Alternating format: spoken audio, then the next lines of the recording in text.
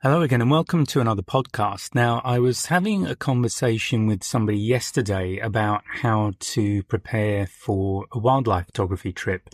Now, this is something I've spoken about before, but it got me thinking about other ways you can prepare. So what we're going to look at in this podcast is how you can shoot in your local area and what the benefits are of doing that. So just to get started, for most of us, if we're thinking of doing some sort of a wildlife photography trip, might be a safari, might be something else, the chances are we're not going to do that very often. It might be once in a lifetime thing. So whatever the situation is, we want to get the best results we can while we're there.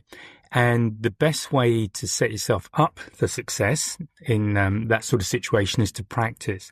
But it's important to know what to practice with and what to practice on. And that's what I'm going to talk about in this podcast. So I'm going to talk about photographing in your local area. And there are two reasons for doing that. So obviously one is basic preparation, and the kind of preparation that you're going to be doing to shoot in your local area is pretty much the same that you would do if you were going on a safari somewhere or some other event where you're going out of your normal area. But secondly, it teaches you to start seeing what's around you. And this is, if anything, probably more important than knowing your gear, because when we go somewhere new, what are we doing? We're looking around. We see new sights. There are new sounds. There are new smells. It's almost it is a completely immersive experience being somewhere new. And that's part of the attraction for travel for a lot of people. It can also be a little bit overwhelming. And if you are trying to focus on your photography, it can be a bit of a distraction. So you really need to have your photography skills down so you don't have to particularly think about them. You just do them. But also, if you think about it, when you go somewhere new, your eyes are wide open. You're taking in everything. Now, if you take that back to your own environment, what generally happens? Now, I'm not going to say that you walk around like a phone zombie, but I think for a lot of people, probably not far off. The point I'm making is that when we're in our own environment, we tend to not look so much or possibly at all at what's around. So this is another benefit of doing this kind of preparation. So I'm going to talk about urban wildlife. And what I mean by that is the kind of wildlife that you will see in your everyday. And I'm going to assume that you live in a city or in a town, but somewhere where you don't have access to what most of us think of when you mention the term wildlife. So what are the things to do? Well, the first thing is research. And if you've listened to other podcasts about wildlife photography, you'll know that research is the first big step that you can take. And what I mean by that is looking at the kinds of animals that you will see. Now, if you're going away, normally there will be certain species that you want to see, certain activities maybe you want to see. So if it's humpback whales, for example, you might want to see breaching. So you need to understand how that works, how quickly they happen. Are there any signs that a particular behavior is about to happen? So all of this comes through research. And if you can get access to maybe animals directly, if you're able to go to a zoo, if the kind of behavior you're looking for might happen there, or look at video, documentary, that kind of thing. So what happens in your own environment, though? The chances are that you're not looking for one particular species. Maybe you're not even aware of which species are local to you. So this is where it becomes, to me, a lot more interesting, because you might start to find that there are a lot more species of animals in your local neighborhood than you realized, and you didn't know they were there simply because you'd never thought about it before. So where can you go to find out more about them? So there are a couple of things you can do. You may have a parks department where you live. You might have a nature center. You might have somebody running wildlife walks or talks, that kind of thing. So all of these are great resources because they start to give you more information about what's available in your area in terms of wildlife. There might be wildlife rehabilitation services or conservation groups. And you also might want to look at things like iNaturalist. Now, iNaturalist is a citizen science project, and it uses observations from people who log on and join to start building up a database of what's available, both flora and fauna, in a particular area.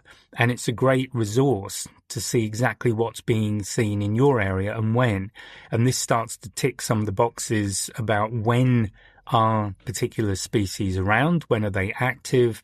And if you remember from previous podcasts, it's good to know both time of year. So the example I often give is humpback whales off the coast of Australia. If you are in Sydney, for example, between May and November, your chances of seeing humpback whales are pretty good. If you are trying to do it outside of those months, not so good because they're basically not there. So when are animals around? Do they stay in the area? Do they move around? When are they more active? Are they more active during the day, at dawn or dusk, or at night? So all of this information is there. If birds are your thing, there's a thing called eBird, and I'll put links for both of these in the description of the podcast. And this will allow you to track local birds, look for hotspots, whether they tend to gather, that kind of thing, and it will increase your chances of seeing them. Now, birds are really important, actually, and I'll come back to those in a moment. You also might have access to museums, depending on where you live and how big the area is. So, again, these are great resources for finding out what's around. With your research, once you start understanding when animals are around, when they're active, that leads you into the kind of photographs you might be able to take, but also the kind of photography you might need to be thinking about. So obviously, if they're about during the day, that's pretty easy. So lizards, for example, things like that rely on heat from the sun, they tend to be out in the open as much as they can, although they might disappear fairly quickly. So in Sydney, we have the Eastern Valley water dragon, which is they can be up to about 1 meter long. They are really beautiful lizards, and often you'll find them basking on paths, and this is on more kind of nature reserve type paths. But to approach them, you've got to be very careful, very slow. Don't go in too fast. I would sit down distance from them where they were comfortable, and I might gradually get in closer, but I'm also using a 100-400mm lens so I can get in and get good photographs of them, get good close-ups. So these techniques are the kinds of thing, to some extent at least, that you're likely to be using when you're away. So this is really good practice, and it's not just the physical practice, but also just a mindset. How do you approach an animal that will naturally be quite wary of you? Another thing to think about when it comes to practice is photographing birds, and this is my sort of go-to advice for anyone who wants to practice for a wildlife shoot. It's basically to photograph birds in flight. And the reason that I suggest that is that they're quite difficult, particularly if you're looking at composition, you're looking at depth of field. If you've got them flying against a background, it's great if that background is a little out of focus, maybe a little bit blurred. So what aperture setting do you need to do that? What mode setting do you need on the camera to do that? What shutter speed do you need to do that? So all of these things are great practice because you start to learn instinctively what settings you need on the camera to get certain results. And this is really important when you are away somewhere. And as I've said, it might be a trip that you won't repeat because you may only have one opportunity to get the shot. So you don't, at that point, want to be trying to remember what shutter speed you used last time and all of that. It needs to be pretty much instinctive. So I definitely recommend photographing birds as often as you can and just really get those down. If there are other animals, again, look at the time of day, assume that they're around, obviously. And if they are around at dawn or dusk, what do you need to do? How can you get a good exposure on those images? Is it to do with camera settings? Are you looking for alternative sources of light? What happens if you are looking at backlighting? So if you've got an animal with the sun behind, how do you work with that?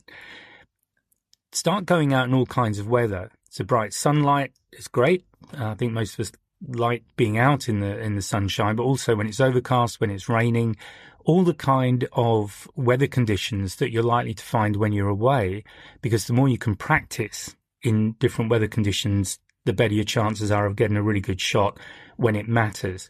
And overcast is good because, and I'm thinking of a time when I was photographing tigers in the forest. Although it was a bright day outside, once we got into the forest, it was quite dark. So I'm actually running in a low light situation. That was the same when I photographed gorillas in southwest Uganda. We're in forest. It was actually rainy season, so we had a lot of overcast. But in the forest, we would have bright sunshine outside, but under the canopy, it's quite dark. But also you get these shafts of light coming through. So what are you thinking about when you see that situation? I'm basically waiting, if I can, to get the light on the eye of the animal. So because when I'm taking a portrait of an animal, it's like any portrait, we connect through the eyes. And I want people looking at my images to connect with the animal. So I'm trying to get the eye lit. But obviously most animals are trying to do the exact opposite, because if you think about it, if you've got the sun lighting up your eye, you can't see too much. So you're going to keep your eyes shaded. So these are the kind of things to think about.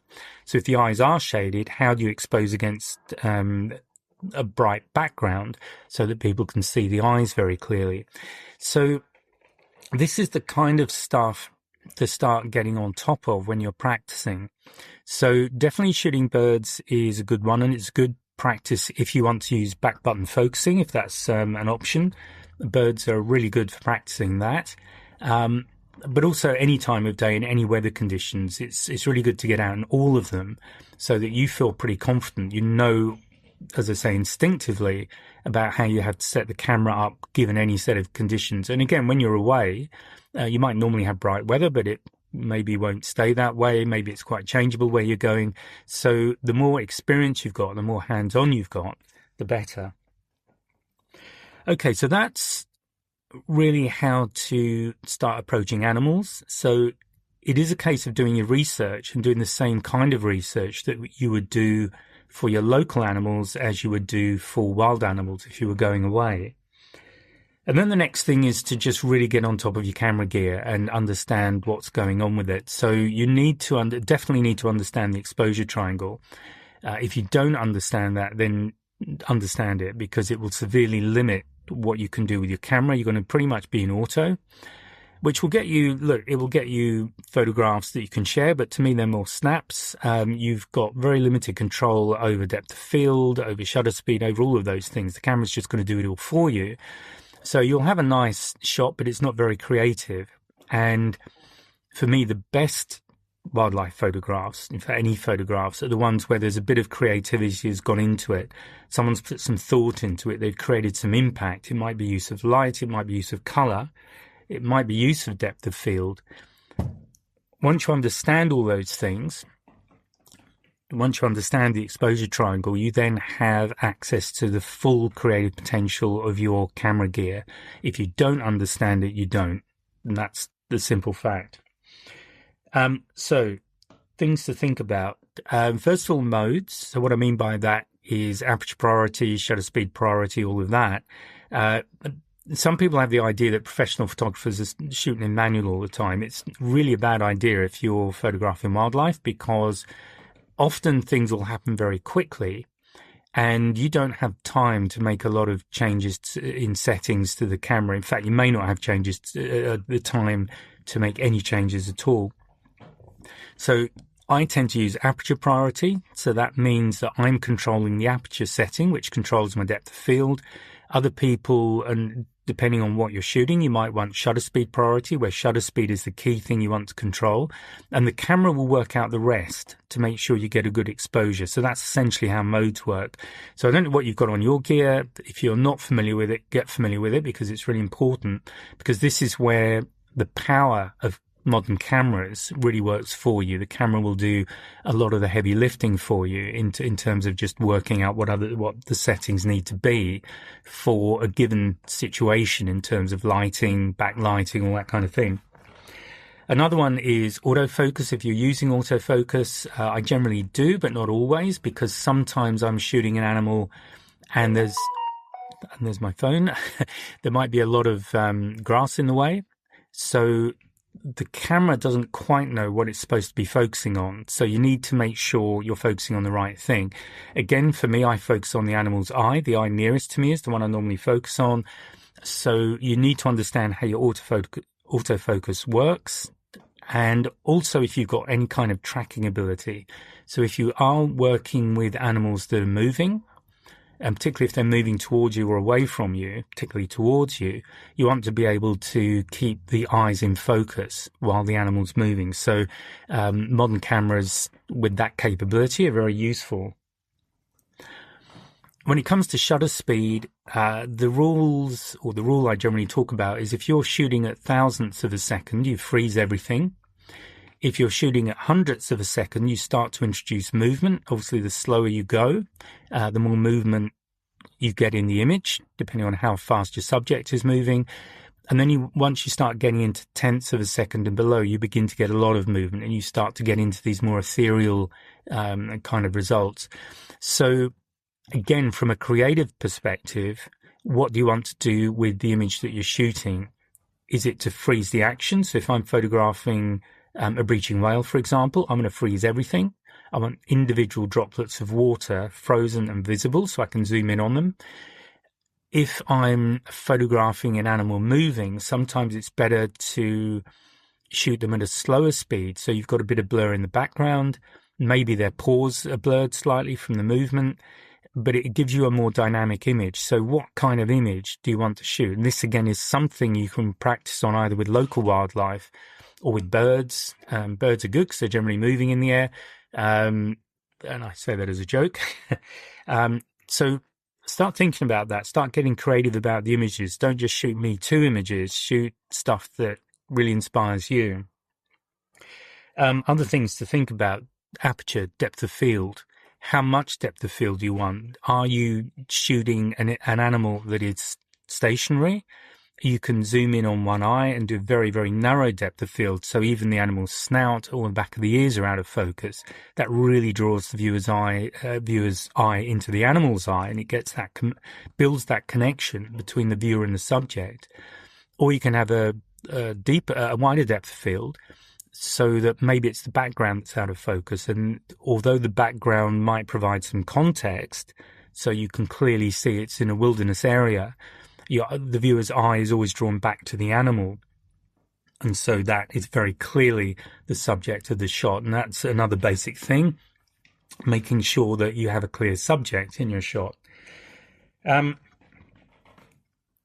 a composition point of view, use rule of thirds as a starting point, but there are others. So maybe experiment with composition, what works for you, what creates a more interesting image. And something I've said before, the best definition I've had of what makes a photograph interesting is how long somebody spends looking at it.